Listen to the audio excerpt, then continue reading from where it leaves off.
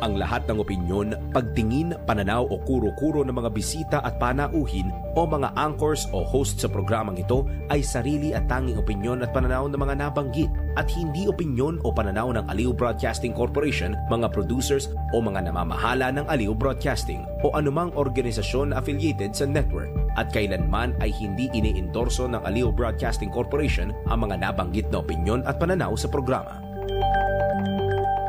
Ang mga balita, dudublihin ang pasada. Ang mga kontrobersyal, mga viral, mga trending na mga tao. Dalawang mas matinding papasadahan. Mga pangyayaring nakikita sa kalsada. Live na papasadahan. Tampalang John Evanez at Drew Nasino. Doble ang lakas, doble ang tindi. DWIZ Pasada Balita sa DWIZ News, DWIZ News TV at Aliw Channel 23 at sa digital channels ng DWIZ.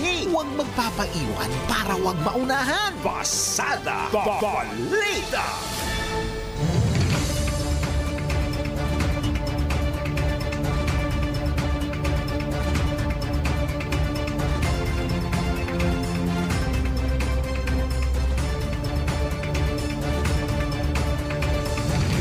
Natin ang ulo ng mga balita. Pasada Balita. Senador Ronald De La Rosa inaming nagmula sa kanyang umigot na draft resolution na humihiling na ibasura ang impeachment trial ni Vice President Duterte. Pasada Balita. Panukalang 200 pesos sa dagdag sahod sa mga manggagawa sa pribadong sektor, aprobado na sa ikatlo tuling pagbasa sa Kamara. Pasada Balita. Agbasa ng sakdal kay dating Congressman Teves, kasado na ngayong araw ayon sa NBI. Pasada Balita. Davao City Vice Mayor-elect Duterte sinupalpal ni PNP Chief General Torre sa batikos kaugnay sa pagkakatalaga sa kanya bilang bagong hepe ng pambansang pulisya. Pasada Balita. Sa balitang pangkalakalan, BSP nagpatupad ng real-time fraud detection system kasabay ng implementasyon ng Anti-Financial Account Scamming Act. Pasada Balita. Sa balita sa ibayang dagat, mahigit 200 preso sa Pakistan nakatakas matapos ang lindol. Pasada Balita. Sa balitang papalakasan, rain or shine, alas sa Painters may pag-asa ng makapasok sa top 4 o final 4 ng PBA Philippine Cup. Pasada Balita. Sa balitang pangkalusugan, benepisyo ng lemon water, alamin. Pasada Balita. At sa showbiz, Cherry Pie Picache, aminadong bukas ang puso para sa panibagong love life. Tampalang John Evanez at Drew Nasino. Pasada Balita.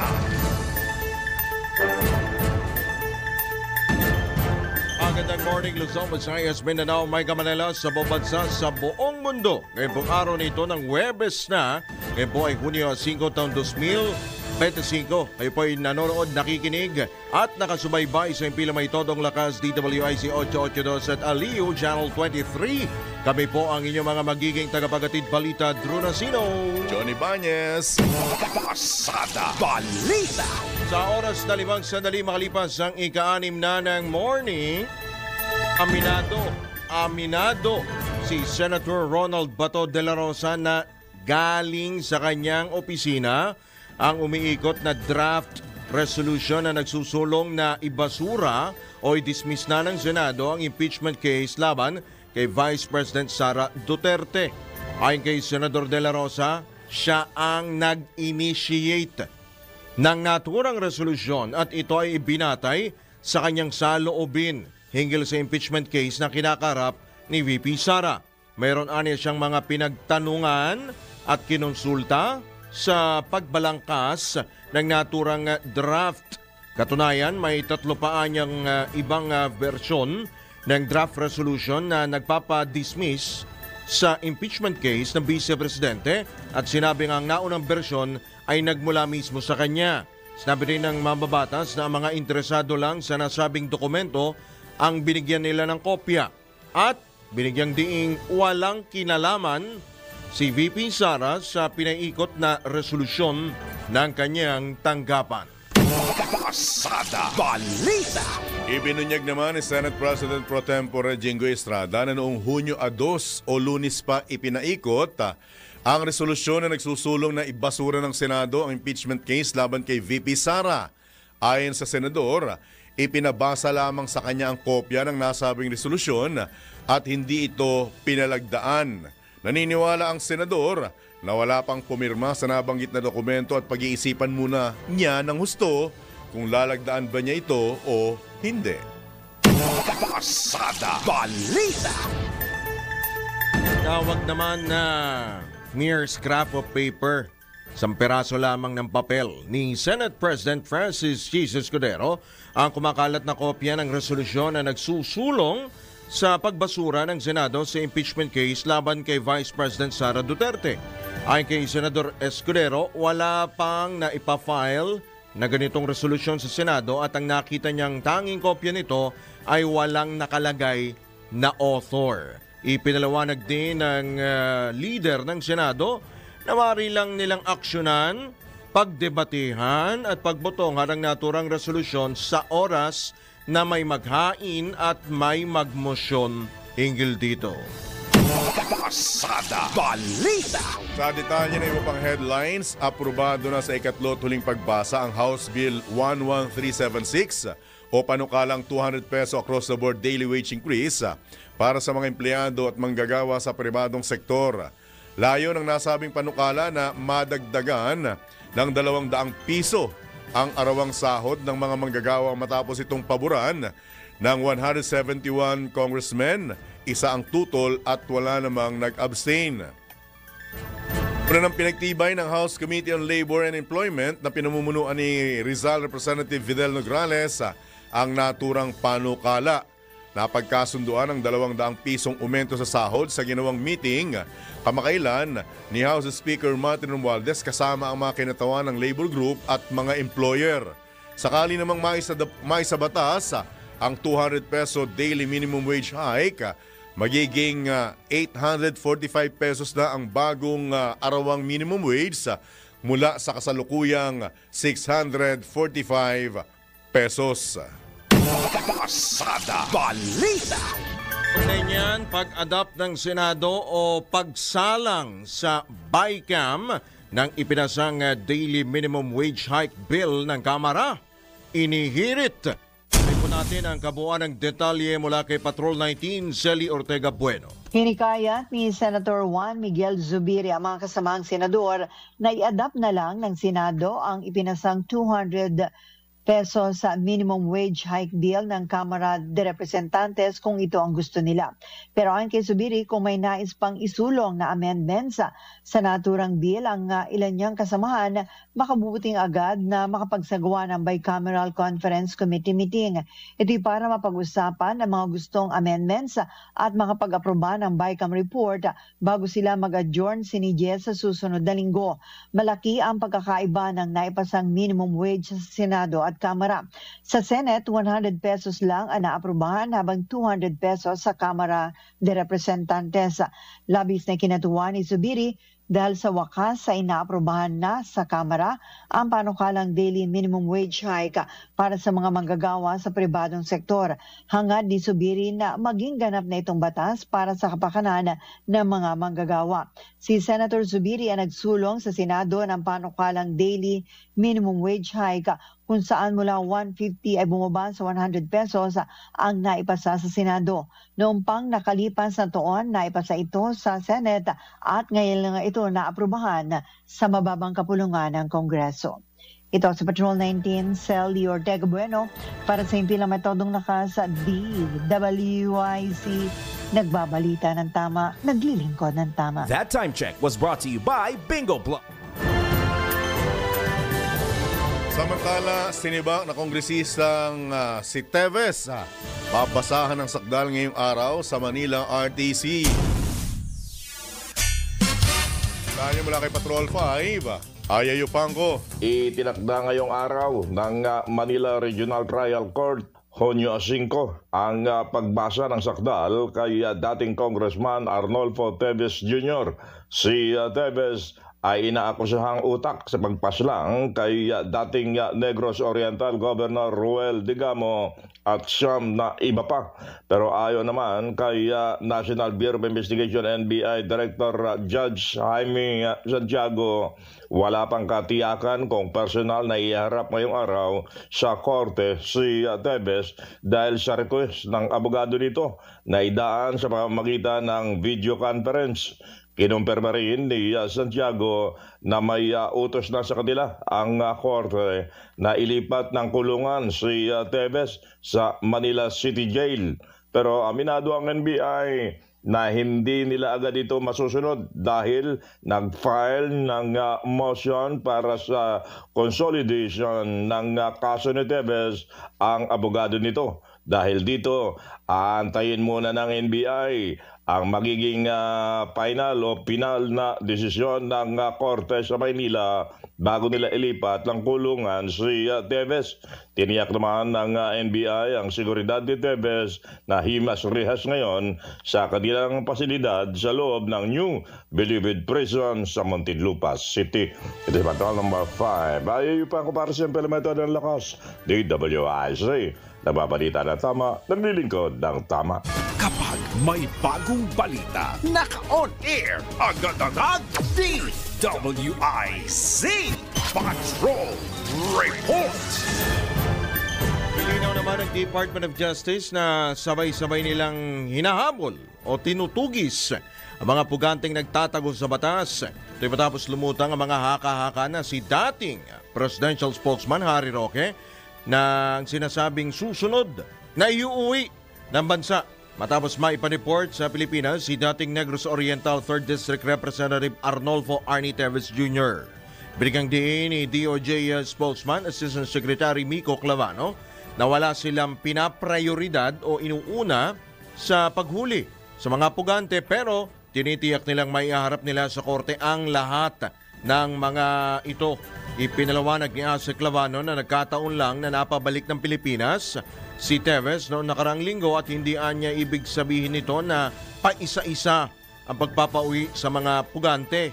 Iginiit pa ng opisyal na pantay-pantay ang trato o pagtingin nila sa mga nagtatago sa batas at sabay-sabay na kinakalap ang mga impormasyon para maaresto na ang mga ito.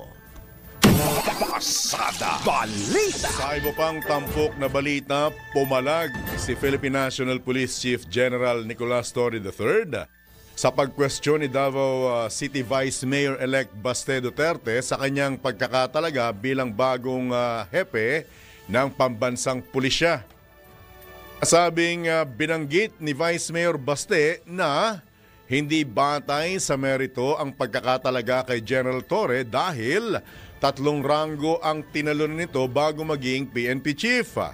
Press back naman ni General Torre, bagamat may respeto siya sa vice alkalde, nais lamang niyang ipaalala ang ginawang promosyon ng kanyang amang si dating Pangulong Rodrigo Duterte sa unang PNP chief nito. Bagamat hindi direktang pinangalan ng bagong hepe ng PNP ang sinasabing Chief PNP na kanyang tinutukoy, pero malinaw ito na walang dilit iba kundi si Senador Ronald De La Rosa. Pasada Balita. Back to you, John Ibanez. With your indulgence, Kuyang Drew, mga kabalitan, kabalitaktakan, siguro maganda ring ipaalala sa mga bumabatikos. Oy, good morning nga pala, ha? Oh. Baka marinig mo to, hindi ko babanggitin pangalan mo, sisikat ka lang Baka alam naman natin diyan sila kumikita, di ba? Siguro ipaalala lamang natin sa bumabatikos sa mga nangyayari ngayon sa pamahalaan, in particular dito sa pagkakatalaga kay General Torre. Nasa Pangulo po, ulitin ko nasa Pangulo ang pinakahuling desisyon kung sino kanyang itatalaga.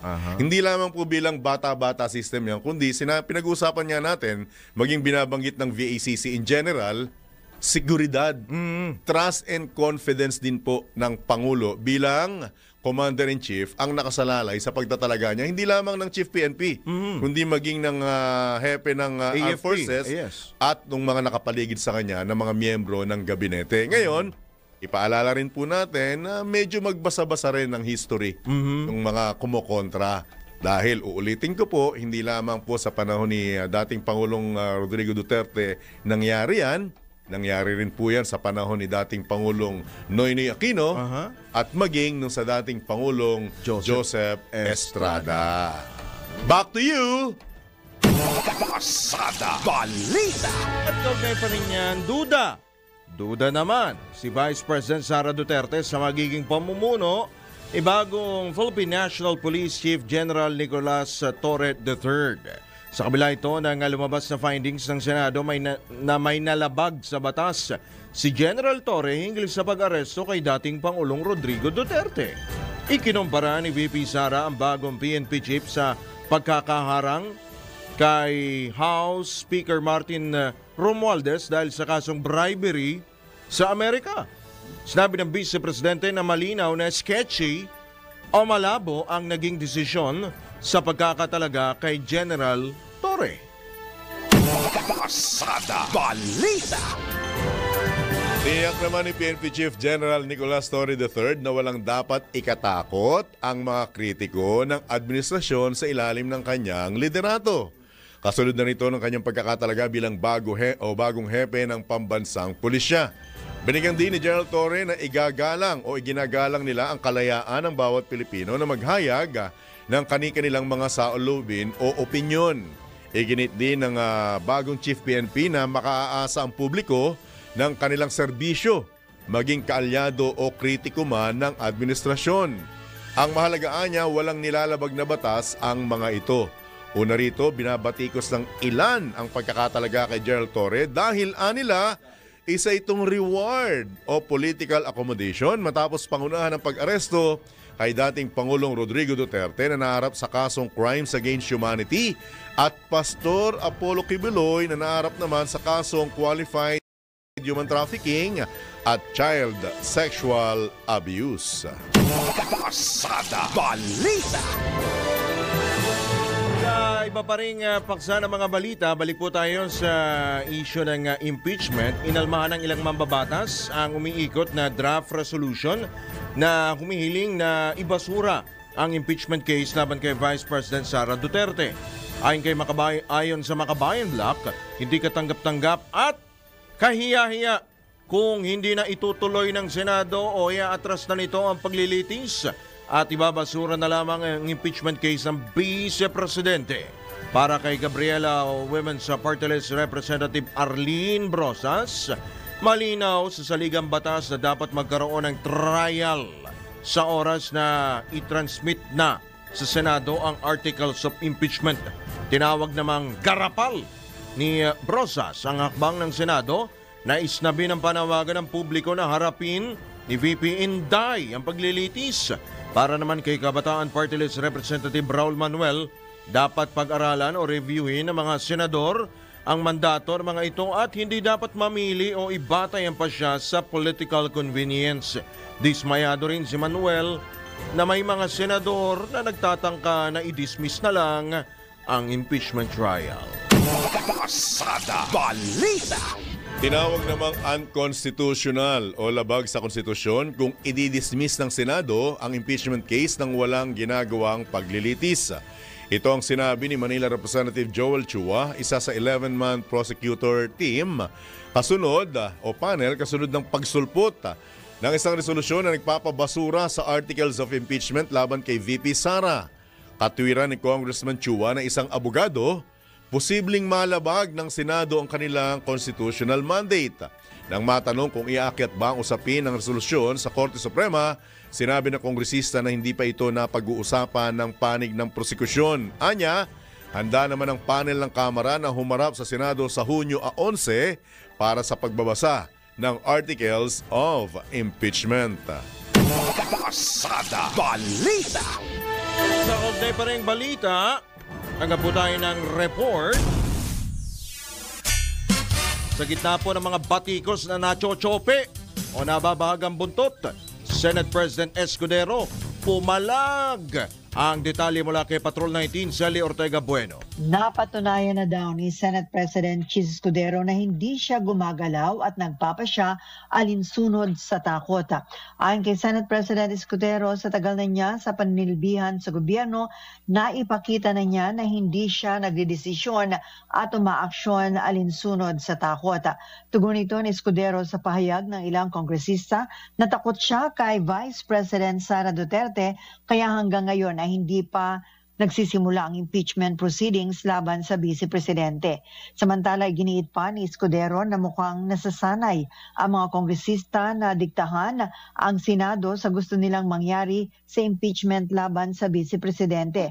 Kung trabahoan niya na ilang kongresista na maging sunod-sunuran kay Speaker Martin Romualdez, hindi daw ganyan ang Senado at hindi rin siya ganyan bilang leader ng Senado. Narito ang bahagi ng pahayag ni Senate President Escudero. Kongresista tila nasasanay na diktahan ang Senado kaugnay sa gusto nilang mangyari sa impeachment. Pwes kung trabaho ng ilang mambabatas na maging sunod-sunuran kay Speaker Romualdez na gusto klaro itong impeachment na ito, hindi namin trabaho yan sa Senado. Hindi ko rin trabaho yan bilang tagapangulo ng Senado. Para sa akin, gagampanan namin ang aming tungkulin ayon sa aming paniniwala na tamang proseso na naaayon sa batas. Nung inupuan nila na mahigit 2 buwan itong impeachment complaint, may narinig ba sila sa amin? Nakalagay din sa rules nila immediately ibibigay ng SecGen yung impeachment complaint sa Speaker. Hindi nila ginawa yon sa loob na mahigit 2 buwan. May narinig ba silang reklamo sa amin? Ito sa Patrol 19, Sally Ortega Bueno para sa impilang metodong nakas sa DWIC. Nagbabalita ng tama, naglilingkod ng tama.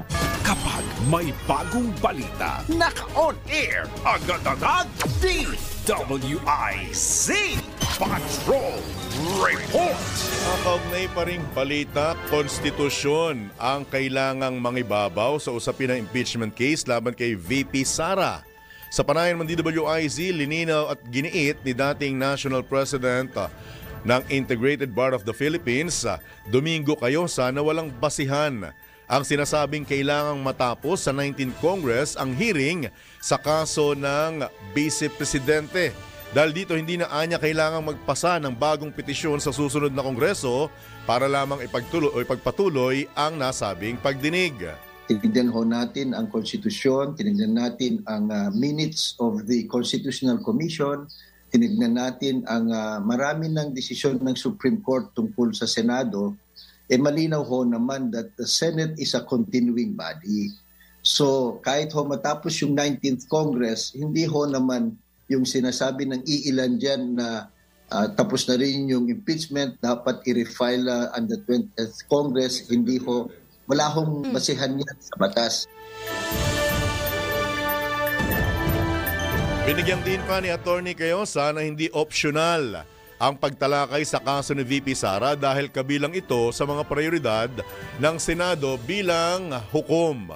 Biruin mo, mambabatas kayo dapat ang nangungunang sumunod sa ating saligang batas, ang pinakamataas na batas sa ating republika. Kayo dapat ang unang sumunod dun sa mga opinion o desisyon ng Supreme Court, yung jurisprudence, malinaw ho naman na continuing body kayo. So, maaring igalang natin ang kanilang personal opinion pero hindi ho nakakabuti para sa taong bayan yan. Lalong-lalo na ito, napaka-importanteng usapin at mayroon naman silang oras kung gusto nila. Yan po ang tinig paliwanag ni dating IBP National President Domingo Cayosa sa panayam ng DWIZ. Pasada Balita. Pili pong nakantabay para sa mga karagdagan pang mga balita. Magbabalik po ang Pasada Balita makalipas lamang ang ilang mga paalala oras. Attorney Wenner Contehino, 26 na sandali makalipas ang ika-6 ng morning. That time check was brought to you by Bingo Plus. Download Bingo Plus app now on Google Play and Apple App Store for a chance to win up to 300. At Drew Nasino, Pasada Balita. Sa oras po na 29 na sandali makalipas na ang ika-6 na ng morning. Sa pagkakataon ito, pag-usapan pa rin po natin yung issue po sa EDSA Rehabilitation. At nasa kabilang linya po natin para po magbigay po ng kanya pong kuro-kuro, ng kanya pong opinion. Walang dili iba ang isa pong kilala pong veterano. Alamat na rin po na may tuturing ang architect at urban planner na si Architect Felino June Palafox. Magandang umaga po, Architect June, sir. Magandang umaga. Welcome po muli sa DWICLU Channel 23. Drew Nasino po at John Ibanez. Yeah, maganda. Yeah. Good evening ho from Boston. Good Wow. morning dyan. Nasa Boston po ako. All right. Boston in US of A, Architect Palafox. Good morning from the Philippines. Johnny Banyas and Drew Nasino. Pasensya na, medyo nadala ako sa English mo. Good morning po, Architect Palafox. Magandang umaga po. Magandang Opo. gabi dito. Salamat po sa Boston. pagkakataon at bagamat nasa ibayong dagat kayo, nagpaunlak po kayo sa aming panayam dahil importante pong malaman namin mula sa isang arkitekto at kilalang urban planner, hindi lamang po sa Pilipinas kundi maging sa ibayong dagat, kung ano po ang tindig po ninyo dito sa nakatakda pero iniurong o naantalang pag-rehabilitate po sa kahabaan ng EDSA, Architect Palafox. Yeah, maraming salamat po. Nasabi ko rin sa ibang the best time to have done EDSA was 2004. And nasabi ko rin na I agree with the President na i-postpone muna at pag-aralin ano-ano ang best alternatives. Sabi ko nga sa mga colleagues ko sa Palafox, mga architects, planners, designers, when better is doable, good is not good enough. It's a good plan, we need it, but kailangan alternative routes. Kasi po, ang EDSA functioning as 8 parallel roads. Because EDSA is major artery, minor artery, major collector road, minor collector road, access road to shopping malls, residential areas, military camps, government offices, etc. And EDSA was Highway 54, circumferential road number 4. There are 6 circumferential roads proposed by the American Corps of Engineers 1946 pa. Hindi pa nakukumpleto. And dati, Highway 54 was supposed to be an urban highway. Ngayon, naging destination na. Destination shopping, especially, and so on. At saka mga along EDSA, probably pinaka-overmold transport road corridor in the whole world. Kasi mga malaking shopping malls, are super regional malls yan. Ideally, for urban planners, they should be about 7 kilometers apart. Nasaan yung parallel roads ng EDSA? Inside gated military camps and inside gated communities. Mambubuksan ba natin mga yan? Kaya isa rin pinapose ko kasi yung Pasig River rehabilitation, I think na-submit ko na sa gobyerno, several administration, more than 3,500 drawings. Kailangan natin sa Pasig River maraming bridges. Maski pedestrian bicycle bridges na. Kasi mas mabilis pang maglakad na lang, magbisikleta from Mandaluyong going to Makati, vice versa. Or both sides of Manila or from Pasig to Fort Bonifacio. May mga drawings na kami pinapose yan. And siguro even our existing bridges, lagyan na ng cantilevered walkways and bicycle pathway. Nakuha namin yung kontrata with Department of Transportation na active transport. Pedestrian first, then bicycles, then public transit. Ongoing na po yan nationwide. And matagal ko na rin pinopromote ang walkable cities, bikeable cities. And one thing na na-involve ako dyan, kasi 1975, 76 till 77 nung hinire na ako sa Dubai, Pinoy Dubai, Metro Manila Transport Land Use Development Planning Project. Dapat bago ka gumawa ng traffic management, gumawa na ng updated good urban planning, then transportation planning, then traffic engineering, then traffic management. May hierarchy yan. Kaya sa transportation planning, dapat tignan ng land use. Kasi tinitingnan lang natin ngayon, supply side. Yung land use, yun ang demand side ng transportation and traffic. Maglagay yung shopping mall, iba na yung traffic generation. Residential, military camps, and so on. Hindi ko na-update na yung 1976 plan na ginawa namin, funded by the World Bank. I was team leader. Yeah, I was team leader, senior planner. And pati yung LRTs, kami nag-propose niyan. From 8 lines should have been completed by 1992. Yung subway, na-propose niya 1974 pa. Wow. And pati yung mga... Baka lang makalimutan ko, pasensya na. Opo, mga binabanggit ninyo, alamat na po yun eh. So ang tanong ko, ito po bang kasalukuyang administrasyon na konsidera na po kayong kausapin or nahingan kayo ng inyong site para makonsulta kayo para dito sa proyekto ito ng EDSA na sa ayaw at sa gusto natin mukhang itutuloy po ng ating pamahalaan na Architect para Fox? Yeah, pero tignan din po, like yung JICA study, 4 million pesos a day ang cost of traffic. Kasi pag nagsara ka maski 1 lane lang sa EDSA, 2 lanes yata isasara. It reduced the capacity of EDSA by 4,000 vehicles per hour. 2,000 vehicles per lane per hour. Kung dalawa isasara, 4,000, ma-reduce yung capacity. Isang kotse lang nasiraan sa EDSA, ang traffic na eh. And dapat, for me, if I have the chance to be consulted, unahin muna yung pedestrian bridges parallel to Guadalupe Bridge, structural audit, retrofit yung Guadalupe. Kasi yung total forest strategy ng JICA, yung several bridges would collapse at a magnitude 7.2 earthquake. And Metro Manila would divide into four areas, north and south of Pasig River, east and west of the fault line. Dapat gawin na nga, pero maybe do it properly. Kaya, matagal ko na propose na hire din ako Asian Development Bank yung elevated walkway and elevated bicycle lane above EDSA.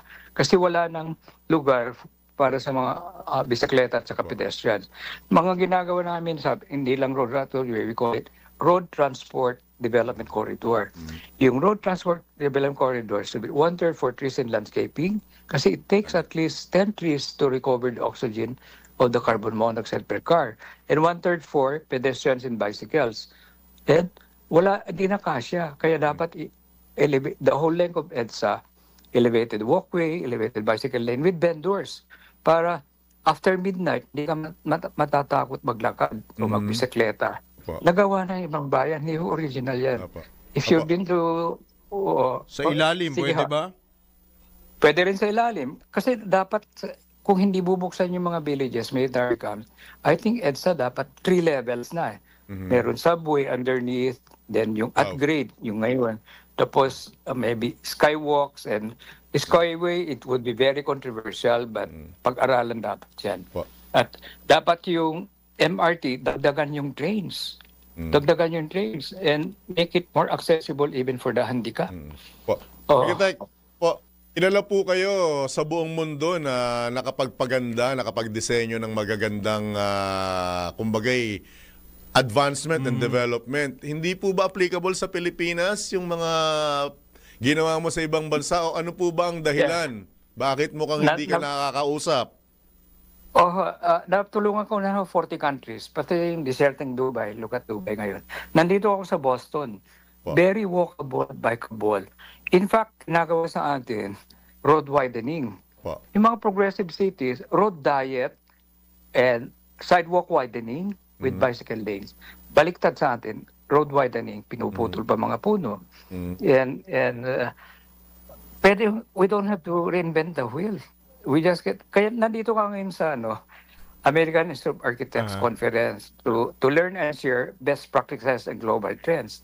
Keep reminding me, mga pinupoksa natin sa bayan natin, nagawa na sa ibang bayan, 40 countries, nakapag-propose ako. Our country is the most challenging. Kasi ibang bayan, like Dubai, Singapore, they have visionary leadership with strong political will, good appreciation of urban planning, and good design, architecture, and engineering, and excellent management. Nakakaingit naman Apo. talaga yun. Nakakapanghinayang. Hinayang. Parang wala ko tayong institutional memory. Thanks to NEDA and Asian Development Bank, they hired me as external consultant for the Philippine Development Plan 2023 to 2038. Ang assignment ko, seamless connectivity, transportation, infrastructure, physical and digital. And there are 32 modes of urban transport. We have less than 10. There are 20 kinds of infrastructure. We have less than 10. And nag-comment ako, bakit development planning natin sa bayan natin, electoral calendar. 3 years, 6 years. Elsewhere in the world, mga plano namin, immediate action program, short-term, medium-term, long-term, and visionary. Kaya sa Palafox, our company, gumagawa na kami ng vision plan for our country. 2050, a first world economy, a first world country. Layo na. And i-document namin yan para hopefully decision makers in the future implement nila. We take pictures of the uglification of their cities, then gumagawa kaming architectural perspectives. I-title namin Postcards from the Future. Sana magawa na lang in the future kundi magawa pa ngayon. Okay. Nabanggit nyo lang, sir, kanina yung political will. Sa Pilipinas yata, puro politika, walang will. Tama ba? Hindi willing, Kasi like after the OPEC oil crisis of 1973, the Los Angeles Mayor and City Council binuksan yung mga gated communities. Like Beverly Hills, Bel Air, Hollywood, binuksan para ma-reduce ang pollution at saka may alternative sa mga freeways and safe. Nakalagay nga lang doon, a camera is watching you. All countries in the world, progressive cities and countries in the world, wala nang gated communities inside the cities. Kasi let's say, ito na to be planner, i-superimpose nyo yung map ng Fort Bonifacio and Makati, superimpose nyo sa Manhattan. Sa Manhattan, every 70 meters or 210 feet, may parallel road. Dito sa Makati, Fort Bonifacio, iikot ka around South Cemetery and the gated villages. Layo. Oo. And when we designed Rockwell, a survey was done. We Metro Manilans, we walk only 400 meters, so 5-minute walk. Kaya sa Rockwell, place to live, work, shop, and dine, learn and worship, pwedeng hindi ka nalalabas. Sana ganun ang planning natin. Mga plano namin, 5-minute neighborhoods, walking and biking, 10-minute communities, walking and biking with public transport, and 15-minute cities. Marami kaming ginagawang LGUs ko ngayon. 10% of our mayors are very good. And the 90%, they can be better. Ang sakit. 10% lang. Architect, speaking of, binabanggit mo na nga rin, ang sinasabi yun ng DOTR, 15 billion pesos. Liliit daw ang gagastusin sa rehabilitasyon ng EDSA kapag pinaikli yung panahon ng rehabilitation. Feasible ba? Usually ba? Applicable ba yung kapag pinaikli yung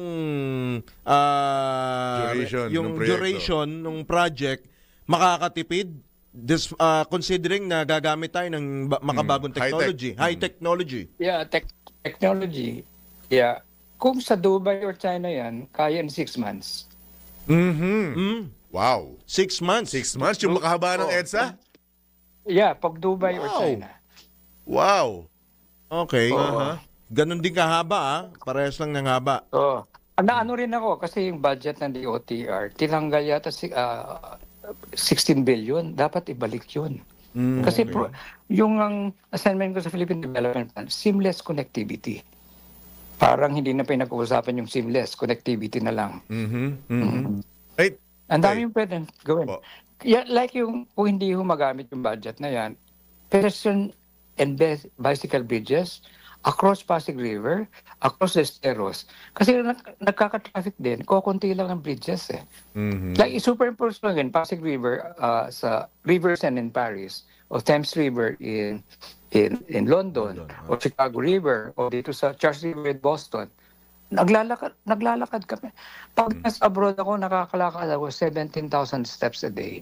Sa Makati, 2,000 steps. Sa Brooklyn, maraming Sa New York, maraming bridge. Architect, Oo. Nalakad ko na yung Brooklyn Bridge. Back and forth. Okay, architect, tanong. Kung hindi po mapupolitika at hindi po nakaangkla sa panahon ng panunungkulan ng leader natin ng bansa ang proyekto, gaganda Pilipinas, tama po ba? Opo. Good example tayo ng good planning from the 1930s to late 70s. After 1980, parang nawala na yung comprehensive planning. Ano na, even like, I worked 2 years for government project to pay back my full scholarship sa University of the Philippines. Fortunately, I was in World Bank funded project, USAID funded project, and UNDP project. Ang gaganda ng plano, i-update na lang dapat. In fact, yung Metro Manila, kaya ako kinuha sa Dubai. Nabalitaan yung Metro Manila na team leader ako . Kasi there were consultants from Europe. Siguro binanggit nilang pangalan ko sa rural ng Dubai.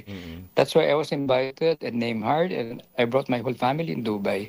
We were the first Filipino family in Dubai. I was the first Southeast Asian architect in Dubai. Pabalik-balik pa rin ako sa Dubai. Pero Pilipinas, we're so blessed. Ang dami nating blessings. 7 lang ang natin, challenges. And we know the solutions. All right. Last on my part, may pag-asa pa ba? Architect Palafox? Hopeful pa rin ako. Kasi natempa ko mag-change ng passport ko 5 countries. Then I decided, I did a SWOT analysis of the Philippines. Strength, weakness, opportunities, and challenges. Mas maraming strength and opportunities. Nasulat ko ang haba ng blessings natin. 7 lang ang challenges. And alam natin ang mga solusyon. Right. All right.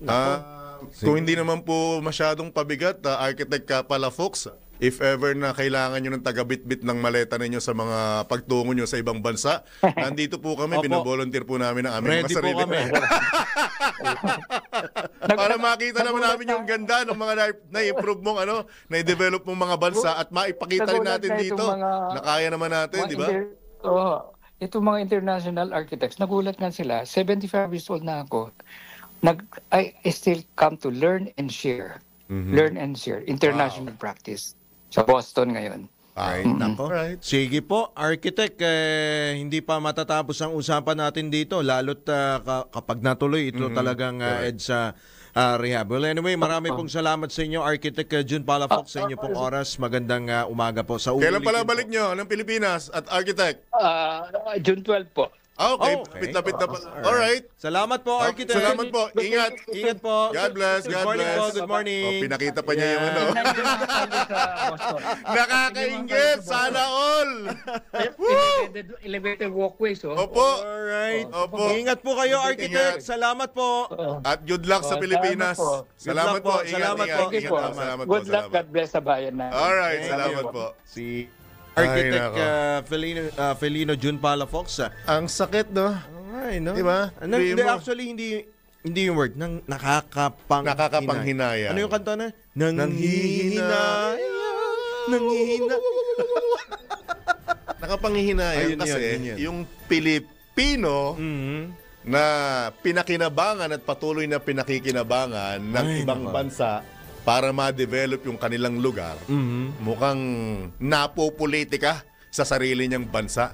Di ba? Anong sinabi niya? 7 lang ang problemang nakikita niya at alam natin ang solusyon. Bakit hindi natin solusyonan? Si Architect June Palafox, may matatawag tayo sa kanya, the one that got away. Ay, in Tagalog, ang tuloy na pinakakawalan. Patuloy na pinakakawalan. Diba? Politika Kasi ito, sorry to say maaring hindi niya nabanggit, maaring ayaw niyang banggitin, bukod sa kawalan ng political will, mukhang yung ibang nasa paligid ang mas inuuna kita. Kesa yung makita muna yung resulta, mukhang pansariling kita at pansariling... Hindi lang kita, malaking kita. Ang pansariling interest ang nakikita, ang gustong unahin. Masakit, di ba? Ang mga binabanggit niya, 70s, 80s, nagawa sa ibang bansa. Napag-iwanan na diba? tayo. At nung malaman ng Dubai at ibang European country na Palafox is a Filipino, kinuha, mas prioritize kaysa sa mga arkitekto mula Europe para i-develop ang Dubai. Alright. Hindi ba nakapanghihinayang? Sobra naman. Pakikanta mo nga ulit. Nanghihinayang. Oras, Zodiac! Oras po, engineer, architect, Wenner Contihino, 11 minuto bago sumapit ang ganap na alas 7. Pasada Balita. That news update was brought to you. Sino? Pasada Balita. Right, sa pagkakataon ito, tayo po ay mag-almusal na at alamin po natin kung ano po ang ihahanda na tanghalian, merienda, hapunan, kahit hanggang midnight snack po. Nasa kabilang linya na po natin, walang iba ang ina ninyo. Ang ina ko, ina mo, ina nating lahat sa palengke. Walang dili iba, si Aling Beth Samson, ang ating po palengke queen. Aling Bet. Good morning, mga ina nyo rin. Kumusta dyan? Oo. Ayan, malapit na pasukan kaya sinasanay ko na yung mga bagets na magising na maaga. Kaya nagsangad ako na maaga. Ang ulam, tinapa, sausawan, kamatis. Walang itlog, nagsawa na sa itlog eh. Ba't hindi mo samahan ng sibuyas, yung kamatis para mas masarap, Aling Beth? Ayun po ang gusto nila, kamatis sa asin po. Tama si Malaki ba yung John tinapa kahapon. mo? Opo? Malaki ba yung tinapa mo? Maliliit lang po, pero hindi naman malalaki mga tinik niya. Tama si John kahapon eh. Itlog again. Yun din ang sinabi ng bata kagabi. Lola, bukas wag naman itlog. Narinig ko sabi ni Lolo John. Hindi ko sinabi, nangingitlog ka na. Sabi ng apo ko, narinig ko si Lolo John eh. Itlog na naman. Lolo talaga? Ay! Yun ang sinabi, Lolo John. Pakilapit mo nga sa akin yung apo mo na mangmakonyatan. Baby pa yun eh. Kaya talagang sorry. Lolo John. Joke lang po. Joke. Ayan po, ayan. Tama ka doon, John. Nagsawa sa itlog. Tama ka. Anyway, sa sinangag, tinapa at kamatis, halagang 50 lang yan. Kasi yung kamatis, bumili ako ng kalahating kilo, pati yung tanghalian hapunan.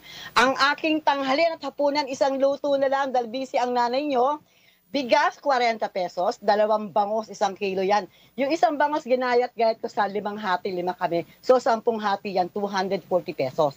Ang bawang, sibuyas at luya at yung kamatis ko, 50 pesos. Dalang ulam ko ay tochong bangos. Bumili rin ako ng mantika, halagang 30 pesos. Yung tahose, tigbe 25-50. Pero ito yung twist, bumili ako ng 25 na tokwa. Pinirito ko, ilalagay ko yun sa ibabaw ng tochong bangos. Wow. Para may ulam ka ng tokwa, may ulam ka pa ring bangos. Ayan. So sa halagang 485 pesos, Drew tsaka John, meron akong almost na 50. At saka ang hapunan ko at tanghalian ko ay umaabot lamang sa 485 pesos. Kailangan magtipid, wala pang pambiling school supplies. Para sa Altang Pasada Balita, Metro Patrol Council ng DW. Yes po! May nangungumusta sa'yo. Sino po? Naghahanap ng mura. Murahin mo rin.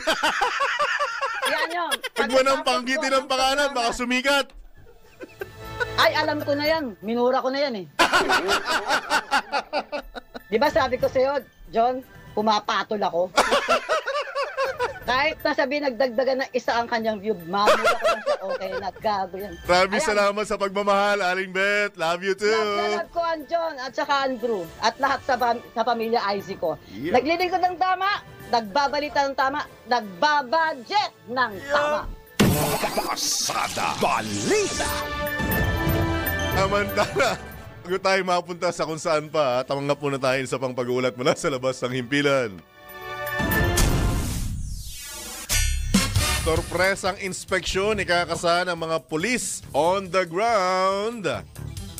Ha? Hindi na sorpresa yun. O kaya nga. Binanggit na natin eh. Hindi naman alam ko sino eh. Ay, hindi Kakakusa. alam. Alamin natin ng detalye kung masosorpresa pa. Patrol 13, Gilbert Perez.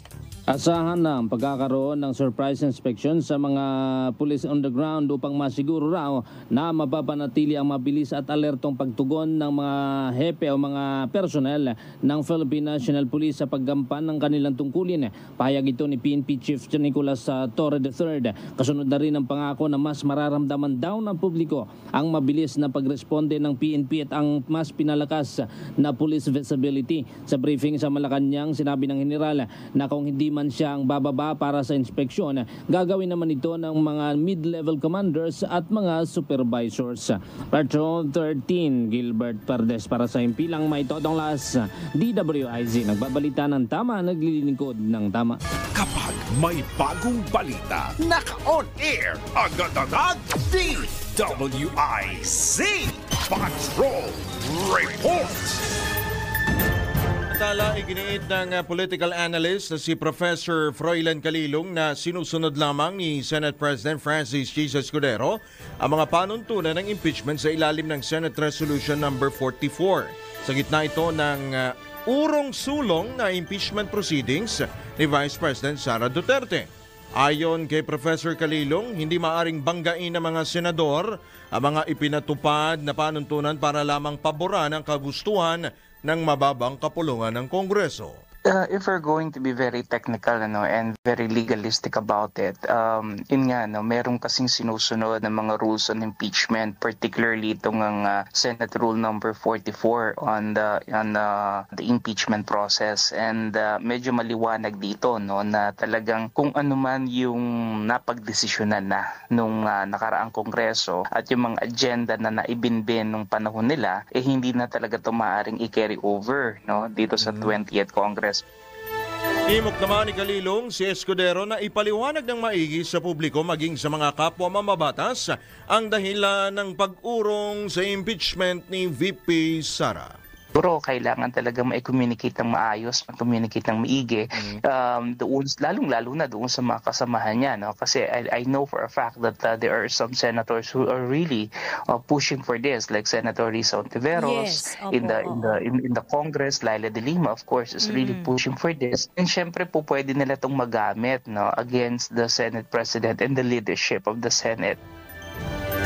Tapo ang tinig ng political analyst na si Professor Froilan Calilong sa panayam ng DWIZ. Pasada Balita.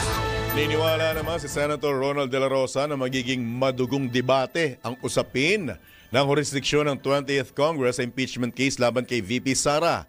Ayon sa senador, batay sa kanyang mga pag-aaral, hindi na maaaring tumawid sa susunod na Kongreso ang impeachment case. Pareho anyang independent ang 19th at 20th Congress at dahil hiwalay na Kongreso ang dalawa, hindi binding o hindi obligado na ipagpatuloy ng susunod na Kongreso ang ginawa ng 19th Congress. Gayunman, binigyang diin ni Senator De La Rosa na ang malaking tanong para pa rin sa kanya ay kung sapat pa ba ang oras at panahon ng 19th Congress para mag-convene bilang impeachment court at magdaos ng paglilitis. Pasada Balita.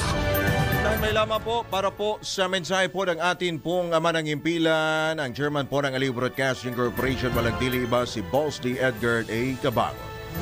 Tambalang John Ibanez at Drew Nasino. Pasada Balita. This is the news and information station of Aliw Broadcasting Corporation. Reaching and engaging every Filipino on air, online, and on ground. Ito ang bagong DWIZ 882. Nagbabalita ng tama, naglilingkod ng tama. Proud member of ALC Group of Companies.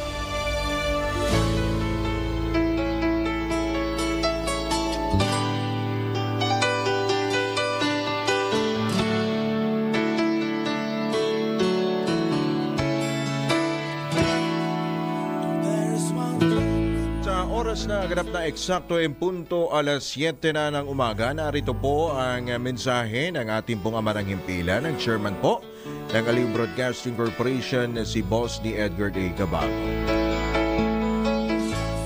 Always remember, in life, many things happen unexpectedly.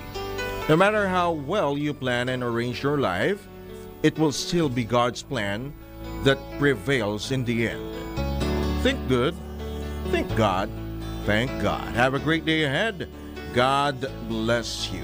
Yan po ang mensahe po ng ating pong ama ng himpilan na si Boss D. Edgar A. Cabangon ng Aliw Broadcasting Corporation.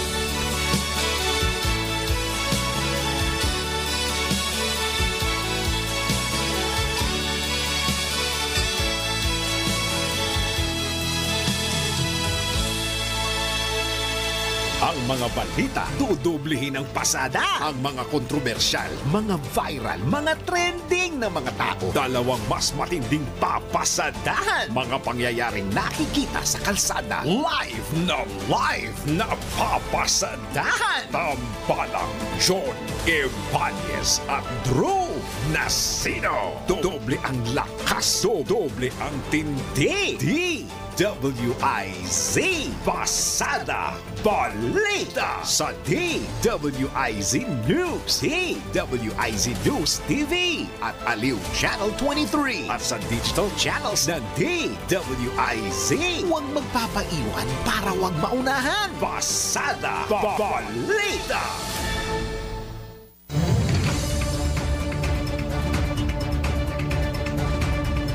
Balikan na natin ang headlines. Draft resolution na humihiling na ibasura ang impeachment trial ni VP Sara inalmahan ng ilang mambabatas. Pasada Balita. Panukalang 200 pesos na aumento sa sahod ng mga manggagawa sa pribadong sektor, aprobado na sa ikatlot huling pagbasa sa Kamara. Pasada Balita. Ating Congressman Arnolfo Arnie Teves Jr. nakatakda ng basahan ng sakdal ngayong araw. Pasada Balita. Davao City Vice Mayor-elect Duterte sinupalpal ni PNP Chief General Torre dahil sa batikos kaugnay sa pagkakatalaga sa kanya bilang bagong hepe ng pambansang pulisya.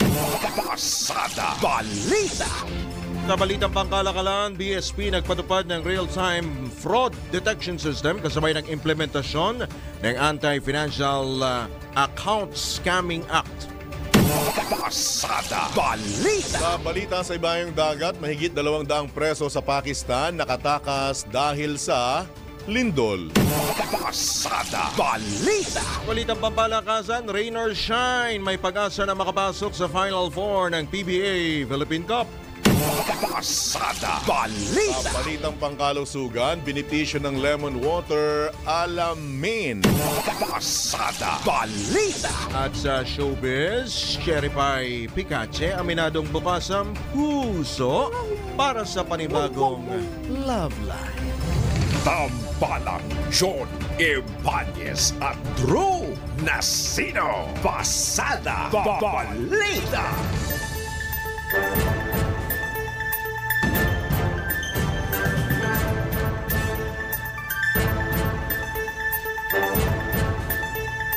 Oras sa 4 na sandali makalipas ang ikapito ng umaga. Sa pagpapatuloy pa rin ng ilang pa mga balita, tanggap po na tayo ng report.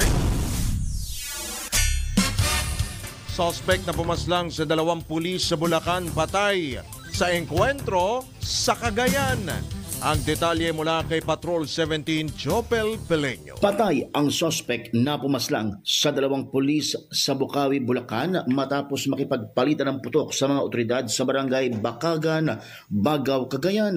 Nakilala ang nasabing suspect na si alias Sander na may kinakarap na arrest warrant dahil sa pagpatay kina Police Staff Sergeant Dennis Kujamat at Police Staff Sergeant Gian George de la Cruz ng Bukawi Municipal Police Station noong March 8, 2025. Ayon sa Cagayan Police Provincial Office, isisilbi na sana ng PRO2 at PRO3 kasama ang Bukawi Police ang warrant of arrest nang biglang sumikaw ang suspect na di ito pauhuli ng buhay sabay paputok ng baril. Dito na gumanti ang mga operatiba na agad ikinasawi ni alias Sander. Nakuha sa crime scene ang isang Glock firearm na pinaniniwala ang kinuha umano ng suspect sa isa sa 2 pulis na kanyang pinaslang. Ito si Patrol 17 Chopel Peleño.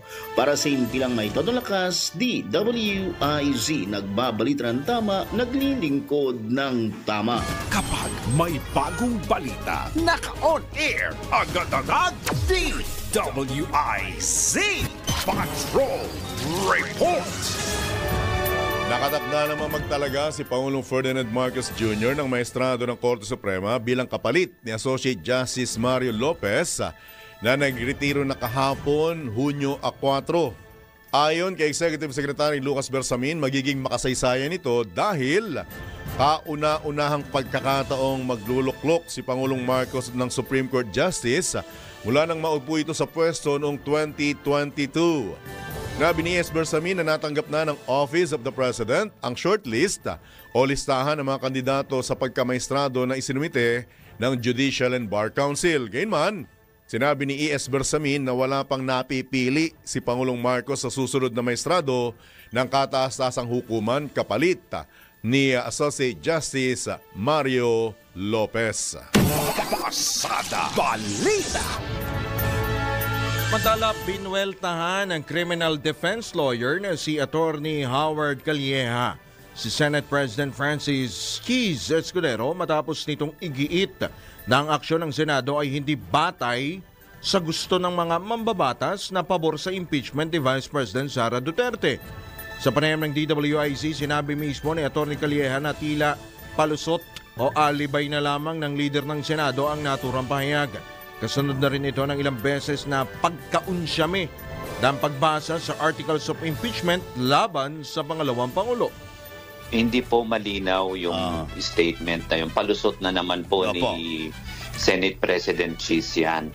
Siguro ang panawagan ko kay Senate President Cheese, kaibigan ko naman siya, anyari Cheese, dapat doon tayo sa tama, doon tayo sa kumbaga hindi corrupt, hindi tayo doon sa nagproprotekta sa mga corrupt sana. Ang kanyang sinasabi, kasalanan ng House. Doon sa Constitution, wala naman nakalagay sa House na yung time nila na gawin yung impeachment. Diba? Nakalagay lang, it should emanate, it should start from the House. Pero ang trial ay sa Senado. Asa naman si Calleja na masusing titignan ng Senado ang mga ebidensyang mayroon para sa naturang paglilitis at isasantabi ang usaping politika para sa patas na impeachment trial. Sana naman tingnan nila ang ebidensya. Huwag naman silang maghahatol ngayon pa lang nang wala pang ebidensya na binibigay sa taong bayan. Alam mo, pangit naman na meron ka ng hatol, wala pang ang proseso, wala pang ang ebidensyang nakikita. Ibig sabihin, hinahatulan mo ang kaso based on your political or personal bias. Po ang tinig. Paliwanag po yan ni Attorney Howard Calleja sa panayam ng DWIZ. Pasada Balita. Samantala, tinapos na ng House Committee on Good Government and Public Accountability ang pagdinig hinggil sa sinasabing maling paggamit ng CONFI funds ng Office of the Vice President at Department of Education. Kasunod na rin ito ng inihaing mosyon ni Abang Lingkod Party List Representative Joseph Paduano dahilan para ideklarang terminated na ang pagtalakay sa privilege speech si Manila Representative Rolando Valeriano hinggil sa budget utilization ng OVP at DepEd. Gayun din ang motu proprio inquiry na sa manifestation naman ni Batangas Representative Jervil Luistro hinggil sa sinasabing bigong pag-deliver ng mga computer at laptops ng DepEd. Ayon kay Committee Chairman Joel Chuang, posibleng ilabas na nila ang committee report sa susunod na linggo hinggil sa sinasabing maling paggamit ng CONFI Fund ng DepEd at OVP. Magugunitang sa mga naging pagdinig ng komite na tuklasan ang sinasabing mga questionable acknowledgement receipts na ginamit ng OVP at DepEd kaugnay sa paggastos ng CONFI funds na kalaunan isinama sa grounds for impeachment laban kay Vice President Sara Duterte. Pasada Balita. Oras na 10 sandali makalipas ang ikapito ng umaga. Sa iba pang paksa ng mga balita, lusot na sa plenary session ng Commission on Appointment si Transportation Secretary Vince Dizon. Gayun din ang ad interim appointment ng dalawa sa mga commissioner ng constitutional offices na sina Commissioners Luis Pangulayan ng Civil Service Commission at Douglas Michael Malilin ng Commission on Audit. Ang kanilang termino ay kapwa matatapos sa Pebrero 2032. Inaprobahan din ng CA ang promotion ng 86 na general, flag officers at senior officers ng Armed Forces of the Philippines. Pinasalamatan naman ng mga mambabatas ang mga sundalo sa kanilang sakripisyo at serbisyo para maipagtanggol ang soberanya ng bansa. Pasada Balita. Done by the book. quote-unquote. Ito ang iginit muli ni PNP Chief General Nicolas Torre III kaugnay sa pagkakaaresto kay dating Pangulong Rodrigo Duterte. Ayon kay General Torre, naaayon sa batas ang lahat ng kanilang ginawa sa pagkakaaresto sa dating presidente. Binigyan din pa ng PNP Chief na iba ang naging pagtrato nila sa dating Pangulo kumpara sa ibang pugante dahil pinayagan pa nila itong maupo sa presidential chair kahit hindi na siya ang Pangulo ng bansa. Naging matagal din anya ang naging negosasyon sa nasabing pagkakaresto ng dating Pangulo na umabot ng 12 oras dahil kung sa ibang pagkakataon, diretso na anya ito sa sasakyan na magdadala sa kanya sa kulungan. Pasada Balita. Natin ang daming mga malalaking issue na talagang dapat tutukan, lalo na itong impeachment, June 11, September, yung kay dating Pangulong Digong sa ICC rin. Correct. Pati yung sa, dito pa, yung sa Rigodon. Di pa pala tapos ito? Hindi pa. Di pa pala tapos, ano? So, mukhang may masusundan pang tatanggapin. Sino? Or, tatanggapin or malilipat or papalitan pwesto.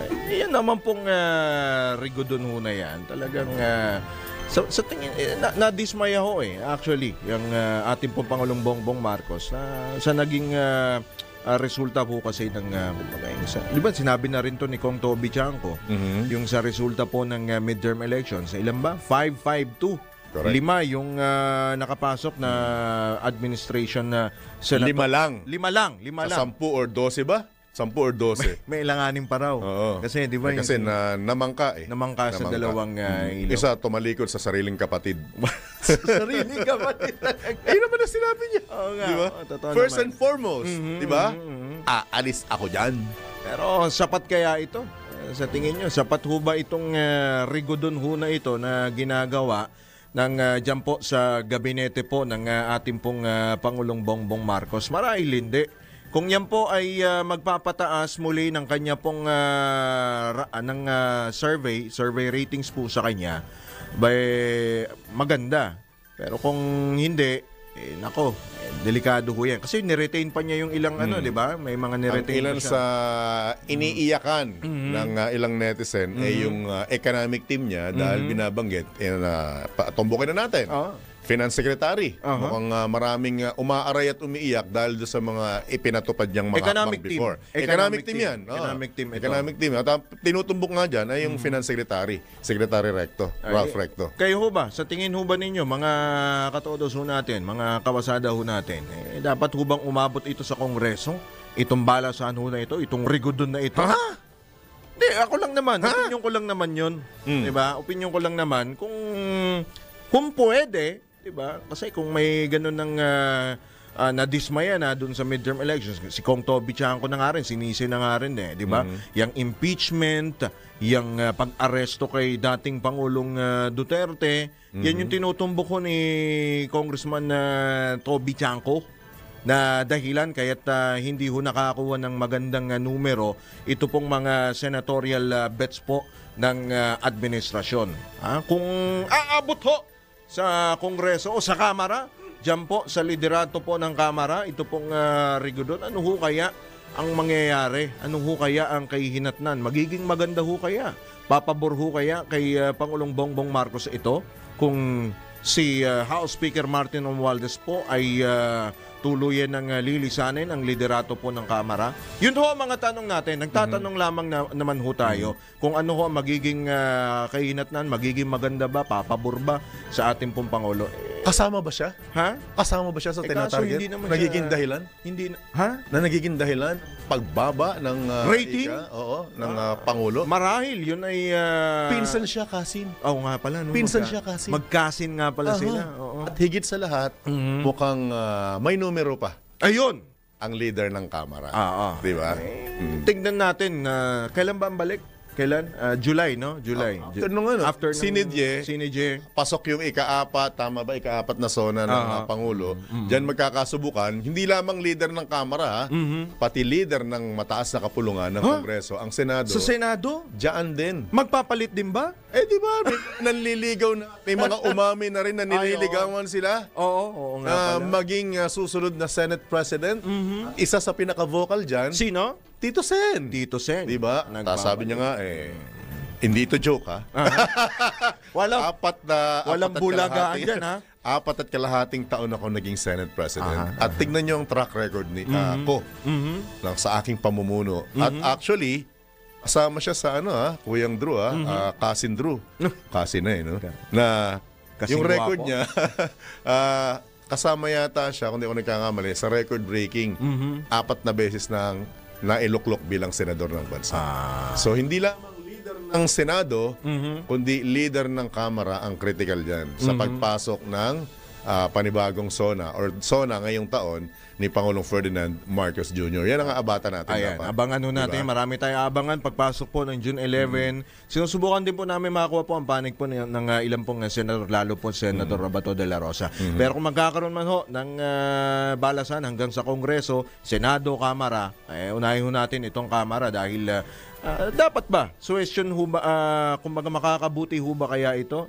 Ang suwestyon ko lamang ho, nabigo na po ang administrasyon na ipanalo po ang midterm elections, yung kanila pong senatorial lineup. Tuloy pa rin po yung impeachment trial, tapos meron pang mga, of course, mga ugong pa rin po. Mainam marahil kung iba naman, di ba? Kung iba naman, yung uupo, diyan po sa Kamara. Yan ang po yung suwestyon. Kayo po, yung mga mambabatas, mga kongresista, majority, may numero po na hawak si Speaker Romualdez. Pero kayo rin po, mga kababayan, mga kongresista, mainam marahil para maiba naman. Kung hindi sa Kamara o sa Senado, di ba? Diyan sa Kamara, siguro, tingnan ho natin. Iba ho kasi kung iba naman ang mamumuno, 'di ba? Dapat makita ho natin kung ano nga ba ang kalalabasan, kahinatnan ng ating pong bansa kung meron namang ibang pangalan na uupo po diyan na leader sa mababang kapulungan ng Kongreso. Pasada Balita. Samantala, tiniyak naman ng liderato ng Kamara na gagawin ng mababang kamulukan o kapulungan ng lahat ng makakaya upang maging permanente na ang 20 pesos na kada kilong bigas na programa mismo ni Pangulong Ferdinand Marcos Jr. na naglalayong tulungan ang mga mamimili at lokal na magsasaka.